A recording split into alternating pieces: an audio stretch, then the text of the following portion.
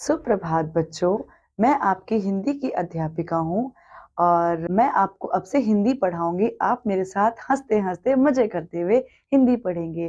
तो बताइए कैसे हैं आप लोग? और उम्मीद करती हूँ कि आप लोग अच्छे होंगे, स्वस्थ होंगे, खुश होंगे।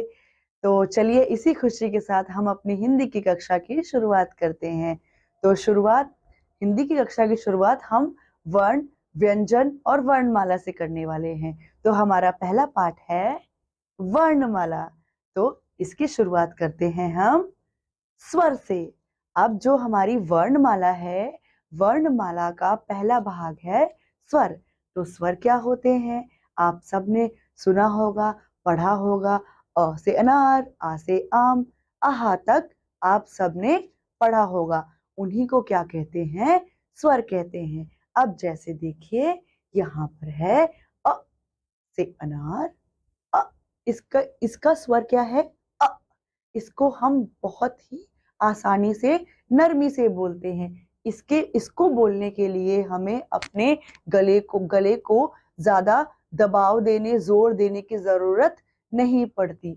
तो यह ऐसे आवाज़ निकलता है, इसका स्वर इस प्रकार निकलता है अ। अब दूसरा है आ। आ का स्वर हमें गले को थोड़ा जोर देकर अपने लय को खींचना पड़ता है। तो इसकी जो आवाज बन जाती है वह होती है आ। अ, आ। चलिए अब यह क्या है? यह तीसरा स्वर है इ। क्योंकि इसे हम छोटी ई भी बोलते हैं। क्यों बोलते हैं छोटी ई? इसलिए बोलते हैं छोटी ई क्योंकि इसे बोलने के लिए, इसका उच्चारण करने के लिए हमें अपने गले पर दबाव देने की जरूरत नहीं, ना ही अपनी आवाज को हमें लंबा खींचने की जरूरत है। इसीलिए इसे छोटी ई कहते हैं और इसका स्वर होता है इ। चलिए अब दूसरा है बड़ी ई। उसके बाद आती है हमारी बड़ी ई। अब इसको बोलने के लिए हमें ई करना पड़ता है। छोटी ई, ई। बड़ी ई, ई। ई को बोलने के लिए हमें अपने गले में जोर दे करके आवाज को लंबा खींचना होता है, जिससे हमें ई मिलती है, बड़ी ई मिलती है, बड़ी ई की मात्रा मिलती है। तो इसे हम बोलते हैं ई। इसे ई, इसे ई। अब इसे बोलेंगे उ। अब इसे उ क्यों बोलते हैं या इसे छोटा उ क्यों बोलते हैं? क्योंकि इसे भी बोलने के लिए हमें अपने गले में ज्यादा जोर देने या आवाज को लंबा खींचने की आवश्यकता नहीं होती है। इसीलिए इसे उ यानी छोटा ऊ कहते हैं। अब यह आया बड़ा ऊ यानी ऊ। अब ऊ जो है उसे बोलने के लिए भी हमें अपने गले को लंबा खींचना पड़ता है, गले पर दबाव डालना पड़ता है। इसीलिए यह क्या है? ऊ।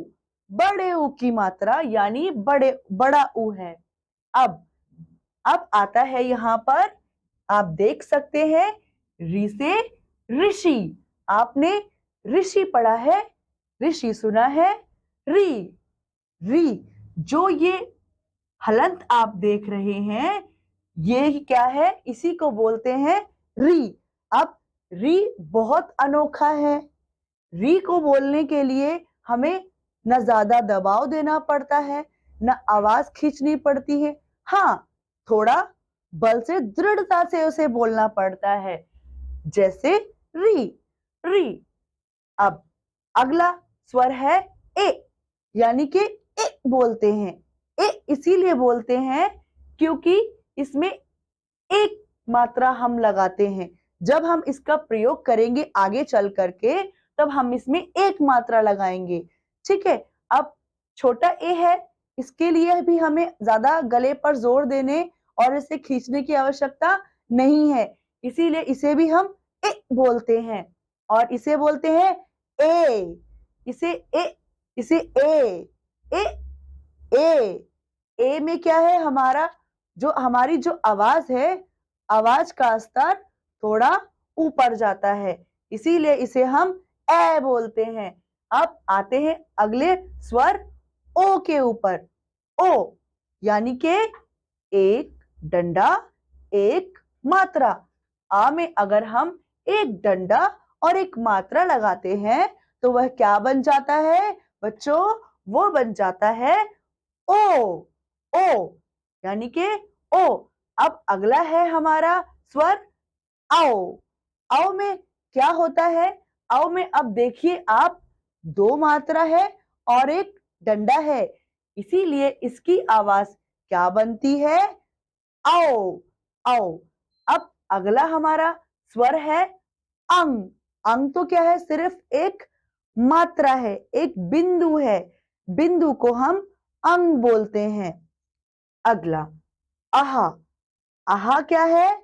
आहा से मुख्यतः हिंदी भाषा में आम बोलचाल में हम शब्द कम इस्तेमाल करते हैं, लेकिन हम इसे वर्णमाला में स्वर के अंदर पढ़ते हैं आ से खाली, आ से कुछ नहीं, क्योंकि इसका मुख्यतः प्रयोग संस्कृत शब्दों में होता है। तो हम इसे पढ़ेंगे आहा। इसकी आवाज, इसका जो उच्चारण है वह होता है आहा। मतलब जब हम कोई खाना खाते हैं, हमें खाना अच्छा लगता है, हमें मजा आता है, हम क्या आवाज निकालते? आहा, मजा आ गया। तो वो आहा ऐसा ही है, ठीक है। चलिए बच्चों, अब स्वर के बाद आ जाते हैं हम व्यंजन में। अब व्यंजन जो है बहुत ही खास हैं, क्योंकि इनके भीतर भी कहीं ना कहीं स्वर छिपे होते हैं। तो अब व्यंजन को कई भागों में बांटा गया है, जिसमें कि कुछ भाग मुख्यतः इस प्रकार हैं। उनको मैं अब पढ़ने और समझाने जा रही हूं। तो चलिए शुरू करते हैं। व्यंजन। व्यंजन में क्या है? स्पर्श व्यंजन है। वह कहां तक आते हैं? आपके मां तक। आप देख सकते हैं, क से लेकर मां तक, क से लेकर मां तक आपकी क्या है? स्पर्श व्यंजन। क ख ग घ अंग, च छ ज झ इया, ट ठ ड ढ ण, त थ द ध न, प फ ब भ म। मां, मां तक है स्पर्श व्यंजन। जब हम शुरू करते हैं लिखना तो सबसे पहले हम मां तक ही सीखते हैं। मां तक सीखने के बाद हम अगले पड़ाव तक जाते हैं, अगले भाग में जाते हैं, जहां हमें मिलते हैं अंतस्थ व्यंजन। अब अंतस्थ व्यंजन क्या होते हैं? अंतस्थ व्यंजन होते हैं य र ल व, य र ल व। य र ल व क्या है? अंतस्थ व्यंजन है। ठीक है, अभी आते हैं हम ऊष्म व्यंजन पर। ऊष्म व्यंजन क्या होते हैं? अब आपको कहीं कभी सुना होगा आपने, ऊष्म मतलब भाप, मतलब हवा। ऊष्म व्यंजन मतलब हवा। अब ऊष्म से क्या होता है? ऐसे व्यंजन जिन्हें बोलने पर हमारे मुख से, हमारे मुंह से हवा बाहर जाती है, वायु, प्राण वायु बाहर जाती है, इसीलिए इन्हें कहा गया है ऊष्म व्यंजन। अब इन्हें अंतस्थ व्यंजन क्यों कहा गया था? आपके दिमाग में यह भी प्रश्न आ रहा होगा, तो चलिए मैं इसको भी समझा देती हूँ। इसे अंतस्थ व्यंजन इसीलिए कहा जाता है क्योंकि इन्हें हम अंतस्थ, गले से बिना हवा निकाले हम इन्हें बोल सकते हैं। जैसे आप बोलकर इन्हें देख सकते हैं। जैसे मैं बोलती हूं य, र, ल, व। मैं सिर्फ केवल गले का अंदर से अपनी ग्रंथि का इस्तेमाल कर करके मैं इन्हें बोल पा रही हूं। अंदर से मैं अपने गले का इस्तेमाल करके इन्हें बोल पा रही हूं, इसीलिए इन्हें अंतस्थ व्यंजन भी हम कहते हैं। अब ऊष्म व्यंजन पर दोबारा आ जाते हैं। ऊष्म व्यंजन जैसे मैंने बताया था, ऊष्मा हमारे मुख से बाहर निकलती है। अब मैं आपको बोलकर समझाती हूँ। श श श में भी मेरी वायु मुख से बाहर जा रही है। शा शा षटकोण वाला श है ना। शा शा में भी वायु बाहर जा रही है और मेरा मुंह भी थोड़ा खुल रहा है। श शा। फिर आप सा बोलिए।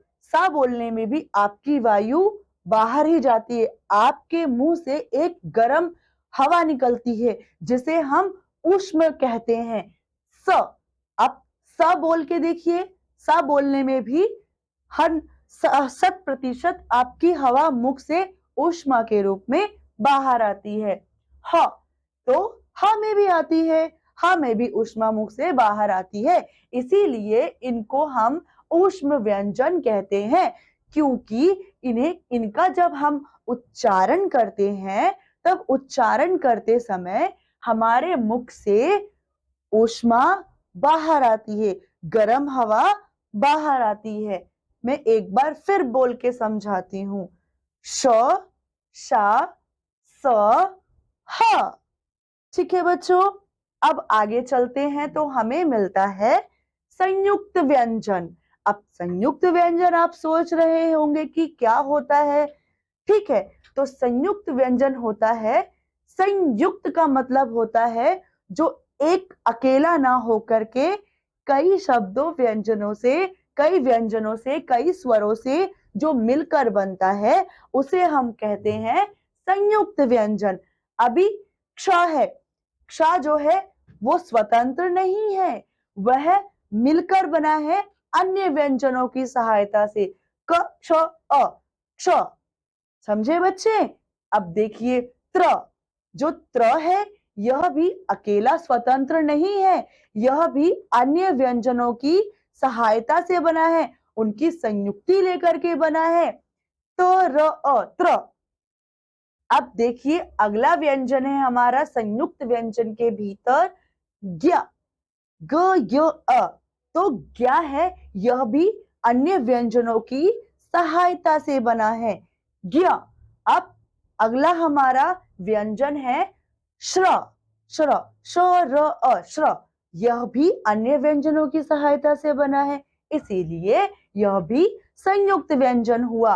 अब संयुक्त व्यंजनों की संख्या 4 है, क्ष, त्र, ज्ञ, श्र। समझे बच्चे।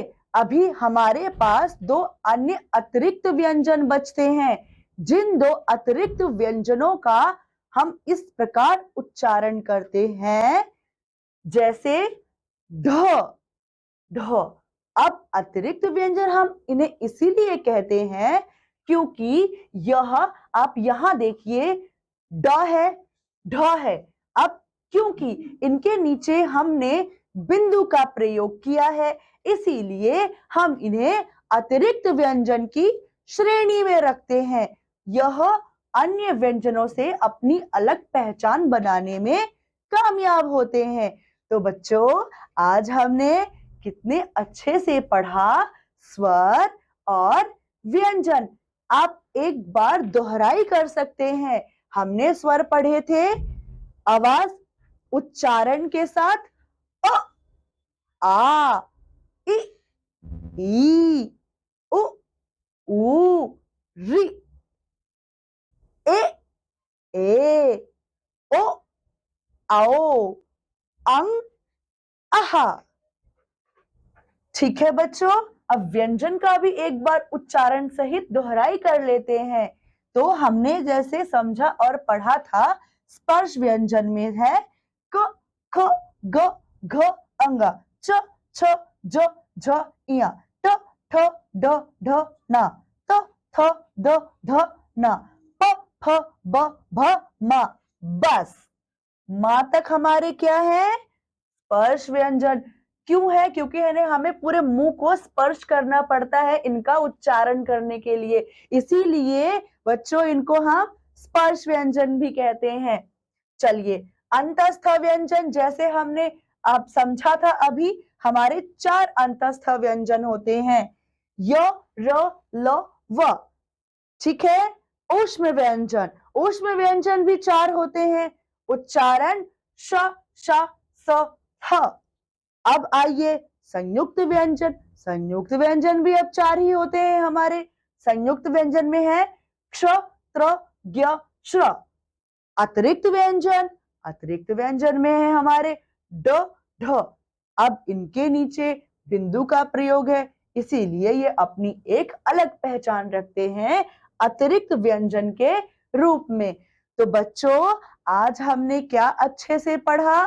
स्वर और व्यंजन ये किसके भाग है? ये हमारी हमारी किसके भाग है? ये हमारे वर्णमाला के भाग हैं। किसके भाग हैं? वर्णमाला के भाग हैं। जो हमारी वर्णमाला है वो स्वरों और व्यंजनों से मिलकर ही बनी है। हमारी वर्णमाला स्वर और व्यंजन से मिलकर बनी है। तो बच्चों, आज हमने पढ़ा स्वर और व्यंजन और उनकी उपस्थिति, उनकी पहचान, उनका उच्चारण, इन सब के बारे में हमने सीखा, समझा और अब हम इसे हमेशा के लिए याद रखेंगे। तो बच्चों, आज की क्लास में बस इतना ही। अब हम मिलते हैं अगली कक्षा में। तब तक के लिए बाय।